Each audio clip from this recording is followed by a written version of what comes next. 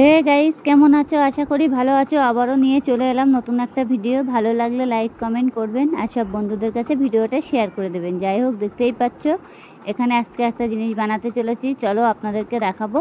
সেটা হচ্ছে বিস্কিট। কিভাবে বানাবো সেটা ভালোভাবে দেখবেন, ভিডিওটা পুরোপুরি দেখবেন, টেনে টেনে দেখবেন না, তাহলে কিছুই বুঝতে পারবেন না। দেখতে থাকো। আমি ফার্স্টে এখানে ময়দা নিয়ে নিয়েছি এখানে কাপ মেপে 1 কাপ অনুযায়ী ময়দা নিয়ে এখানে আমি একটু হালকা বেসন দিয়ে দিয়েছি। অল্প একটু বেসন দিয়েছি, এই যে দেখতেই পাচ্ছ হলুদ হলুদ কালারের বেসন দিলাম। এবার বেসনটা দেওয়ার পরে আমি এখানে আবারও একটু ময়দা দিয়ে দিয়েছি, অল্প একটু ময়দা দিয়ে তারপরে আমি এবার একটু ঘি নেব। এই যে দেখতেই পাচ্ছ ঘিটা বসে গেছে, অবশ্য ফ্রিজের ভিতরে ছিল যার জন্য বসে গেছে। মনে হচ্ছে গুড়, যেহেতু এটা গুড় না, কিন্তু এটা কিন্তু মানে ঘি। এই ঘিটা আমি এটাকে দিয়ে দিয়েছি। এবার হালকা একটু লবণ দিয়েছি, অল্প একটু পরিমাণে, মানে মুখে স্বাদ আনার জন্য, না হলে পুড়ে যাবে, নাহলে আল্লি ভাব থাকবে। বেশি লবণ দেবে না, 1 চিমটি লবণ দেবে। দিয়ে এটাকে ভালো করে মেখে নিতে হবে, সুন্দরভাবে ময়ান দিয়ে মেখে নিতে হবে ঘিটা। এবার মেখে নিয়ে সুন্দর করে এটাকে আমি মেখে নেব, এটা যাতে কোনো দলা ভাবটা না থাকে। আর যেটি হোক, এর মধ্যে আমি বেসন দিয়েছি আর ময়দা দিয়েছি আর ঘি দিয়েছি, হালকা একটু নুন দিয়েছি। এবার দেব একটু সুজি। এই যে সুজি দিয়ে দিলাম। এবার সুজিটা দিয়ে এটাকে ভালো করে আবারও মুছকে নেব। আমি মুছকে নেব, নিয়ে ভালো করে এটাকে মেখে নেব যাতে একসঙ্গে ঝুড়ো ঝুড়ো হয়ে যায়। এর কোনো দলা ভাবটা যাতে না থাকে, সেরকমভাবে ঝুড়ো ঝুড়ো করে নিতে হবে। যাই হোক, আমার ঝুড়ো ঝুড়ো ভাবটা নেই, দেখতেই পাচ্ছ। এবার আমি এখন দুধ দিয়ে দেবো, গুঁড়ো দুধ। 10 টাকা দামের যে দুধগুলো দিয়ে দিতে হবে। অবশ্যই এতে জল দেওয়ার কোনো কারণ নেই, 1 ফোঁটাও জল দেওয়া যাবে না, যেটি হোক সেই কারণে। যাই হোক, এবার আমি গুঁড়ো দুধটা দিয়ে দিয়েছি। দিয়ে এটাকে ভালো করে আবারও মুছে নিচ্ছি। ভালো করে মেখে নিতে হবে এটার সাথে, না হলে পুরো দলা দলা হয়ে যাবে। যার জন্য আমি এটাকে পুরোপুরি ভালো করে মেখে নেব এটার ভিতর দিয়ে। একদম পুরো ঝুড়ো ঝুড়ো হয়ে যাবে, কোনো মানে দলা ভাবটা থাকবে না। দলা ভাব থাকলে হবে না। অনেক দিন থেকে ভাবছিলাম বানাবো, টাইম পাই না বলে তো বানাতে পারি না। যাই হোক, এবার আমি এলাচ গুঁড়ো দিয়ে দিচ্ছি। এই যে এলাচ গুঁড়ো দিয়ে দিচ্ছি। আর এখানে দেব বেকিং সোডা। এই যে এটা বেকিং সোডা দেবো অল্প একটু, হালকা পরিমাণে, বেশি দেবো না। বেশি সোডা দিলে পরে তখন তিতকুর ভাব চলে আসবে। এই বেকিং সোডা দিয়ে দিয়েছি। এই যে দেওয়া হয়ে গেছে। এবার দেবো আমি বেকিং পাউডার। দেখতেই পাচ্ছ, এই যে বেকিং পাউডার দেবো অল্প করে, যাতে বিস্কিটটা বেশি খাস্তা হয়ে যাবে, দেখতেও ভালো লাগবে আর খেতেও খুব স্বাদ হবে। যাই হোক, বেকিং সোডা দিয়ে দিলাম। দিয়ে এটাকে আমি ভালো করে মশকে নেবো। তার আগে আমি চিনিটা মেপে নিয়েছিলাম। এই যে চিনিটা পাউডার করে নিয়েছি মিক্সচারে, দেখতেই পাচ্ছ একদম পুরো পাউডার হয়ে গেছে। আপনারা চিনিটা যতটা খাবেন ততটা দেবেন। অবশ্য আমাদের একটু মিষ্টিটা বেশি ভালো লাগে বিস্কুটের ভিতরে, অনেক সময় মিষ্টি বিস্কুটগুলো বেশি ভালো লাগে, যার জন্য আমরা একটু চিনিটা বেশি দিয়ে ফেলেছি। আর চিনিটা একটু বেশি দিলেও ভালো লাগে, অসুবিধা নেই। যাই হোক, এটাকে আমি এবার ভালো করে আবারও মেখে নেব সুন্দরভাবে। এটাকে মাখতে হবে এতভাবে, মানে কোনো দলা ভাব থাকবে না। আর এর মধ্যে জল তো 1 ফোঁটাও দেওয়া যাবে না, কোনোভাবেই জল দেওয়া যাবে না। জল দিলে বিস্কুটগুলো হবে না। যাই হোক, আমার চিনিটা পুরোপুরি মাখা হয়ে গেছে, দেখতেই পাচ্ছ। পুরো সব কিছু একসঙ্গে মিক্স করে নিয়েছি। আর এটা পুরো জল ভাবটা থাকবে না। আর এর ভিতরে এবার আমি এখন তেল দেব। সেটা কি তেল দেবো? সাদা তেল। আপনার রান্নায় যে ব্যবহার করবেন যে তেলগুলো, সর্ষের তেল দেওয়া যাবে না। যে সর্ষের তেল দিলে পরে খেতে পারবে না, বাজে হয়ে যাবে। যার জন্য সাদা তেলগুলো দিতে হবে। এবার এখানে আমি সাদা তেল নিয়েছি। সাদা তেল এখনও দিইনি। এটাকে ভালো করে তার আগে আমি একটু মুছকে নেব, দানাগুলো যেন না থাকে, একসঙ্গে যেন হয়ে যায়। এই দেখো, এবার আমি সাদা তেল নিয়েছি। এই যে দেখতেই পাচ্ছ রিফাইন তেল।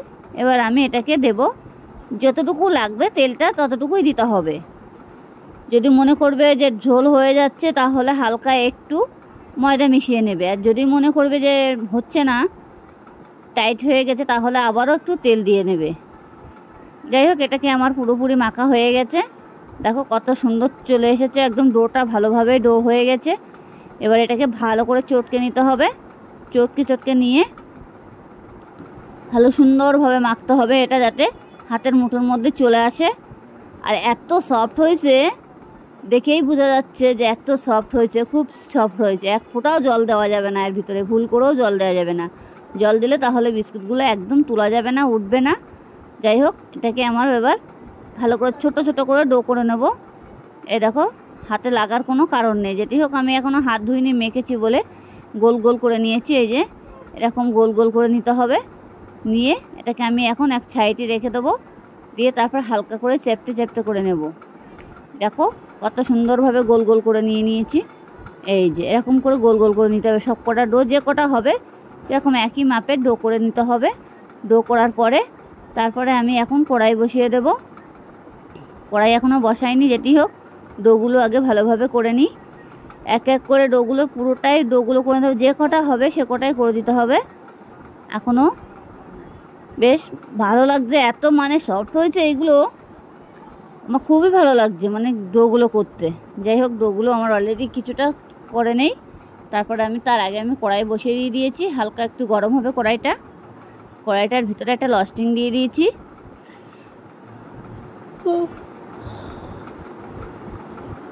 কড়াইটার ভিতরে আমি একটা লস্টিং দিয়ে দিয়েছি। কড়াইটা হালকা একটু গরম হতে লাগুক, ততক্ষণ আমি ডোটা বানিয়ে নিই ভালো করে। ডোটা বানিয়ে একটু চ্যাপটা করে দিতে হবে। একটা থালার ভিতরে আমি তিল ঢেলে নিয়েছি, সাদা তিল। অবশ্য সাদা তিলগুলো ঢেলে নিয়ে তিলগুলো সরিয়ে দিতে হবে। দিয়ে আমি ডোগুলো আবার চেপটে তিলের ভিতরে বসিয়ে দিয়েছি। দেখো, এই যে থালার ভিতরে বসিয়ে দিয়েছি। অবশ্য ফেটে না গেলে হবে, কিন্তু অবশ্যই এগুলো ফেটে যায় খুব সহজে। যেটি হোক, জল দেওয়া নেই তো, তাও সেইভাবে দিতে হবে যাতে ফেটে না দেয়, নাহলে বিস্কুটগুলো তোলা যাবে না। হয়ে গেলে পরে তখন ফেটে যাবে, তখন বিস্কুটগুলো ভেঙে যাবে। যে ফেটে না যায় সেরকমভাবে দিতে হবে। যাই হোক, আমি থালার মধ্যে এক এক করে পুরোটাই দিয়ে দিয়েছি। দিয়ে ভালো করে এগুলো আমি তিলগুলো মিশিয়ে নেবো। এক পিঠে তিল দিয়ে দেবো, আর এক পিঠে যে পিঠে তিল নেই সেই পিঠটাই আমি বসাবো। আর দেখতেও কিন্তু বিস্কুটগুলো দারুণ, আর খেতেও খুবই স্বাদ। আপনারা ঘরে বসে এই খাবারটা বানান, তাহলে বুঝতে পারবেন খাবারের কত টেস্ট। এই বিস্কুটগুলো দোকানে কিনে খাওয়ার থেকে বাড়িতে বানিয়ে খাওয়া অনেক ভালো, আর অনেকটাই হয়। একটা বিস্কুটের দামে ভালো একটা বিস্কুট খেতে যাবো 5 টাকা করে, তার থেকে বাড়িতে বানিয়ে খাওয়া অনেক লাভ আছে। এটাই মাথায় রাখবে সবসময়। বাড়িতে বানিয়ে খেলে পরে খেতেও খুবই স্বাদ হবে, আর ভালো লাগবে, মনটাও ভালো লাগবে। না, এটা বাড়িতে বানিয়েছি কত সুন্দরভাবে, আশা করে। যাই হোক, আমি এখানে অনেকগুলো বানিয়ে ফেলেছি এখানে এক এক করে, আর বাকিগুলো তো এখনও বানাইনি। যেটি হোক, আমি এবার থালার ভিতরে কাগজ দিয়ে দিয়েছি। কাগজ দিয়ে, আর তার আগে থালার ভিতরে আমি একটু তেল দিয়ে দিয়েছি, সাদা তেল দিয়ে কাগজ পেতে দিয়েছি। আপনারা খবরের কাগজ দিতে, মানে সাদা কাগজ, বইয়ের যে খাতাগুলো সেইগুলো দিতে পারো, না হলে দোকান থেকে কাগজ কিনে এনে দিতে পারো, অসুবিধা নেই। যাই হোক, আমি এগুলো এখন দিয়ে দিয়েছি। দিয়ে এটাকে ভালো করে এক এক করে পেতে দিয়েছি। দিয়ে এটাকে আমি ঢেকে দেবো পাক্কা 40 মিনিট। পরে আমি এটাকে উল্টাবো। 40 মিনিট পরে চলো আমি আবারও ফিরে আসছি। আমি এখন তার আগে ঢেকে দিলাম। ঢেকে দিয়ে 40 মিনিট পরে আমি আবারও ফিরে এসেছি। আর বাকি যে ডোগুলো ছিল সেইগুলো এই যে এখনও আবার ডোগুলো করে রেখেছি, এগুলো আমি ওগুলো তুলে নিয়ে তারপরে এগুলো আবার করব। যেটি হোক, এগুলো এখনও আমার আছে। সাদা তিল দেখতেই পাচ্ছ, এই যে দোকান থেকে কিনে নিয়ে এসেছি। আপনারা চাইলে সাদা তিল দিতে পারো, না দিলেও চলবে। সাদা তিল দিলে পরে বিস্কুটটা খেতেও ভালো লাগে, দেখতেও কত সুন্দর লাগবে। যাই হোক, বিস্কুটটা অলরেডি দেখো আমি ঢেকে দিয়েছিলাম, এবার আমার বিস্কুটটা অলরেডি হয়েও গেছে। এই দেখো কত সুন্দর কালার চলে এসেছে। এবার আমি এক এক করে বিস্কুটগুলো সবই তুলে নেব একটা পাত্রের ভিতরে তুলে নিয়েছি। দেখতেই পাচ্ছ কত সুন্দর, আর খুবই স্বাদ এই বিস্কুটগুলো। ঘরে বসে দেখো কত সুন্দর হয়েছে বিস্কুটগুলো, দেখতেও কত সুন্দর লাগছে, আর খেতেও কিন্তু খুবই টেস্টি।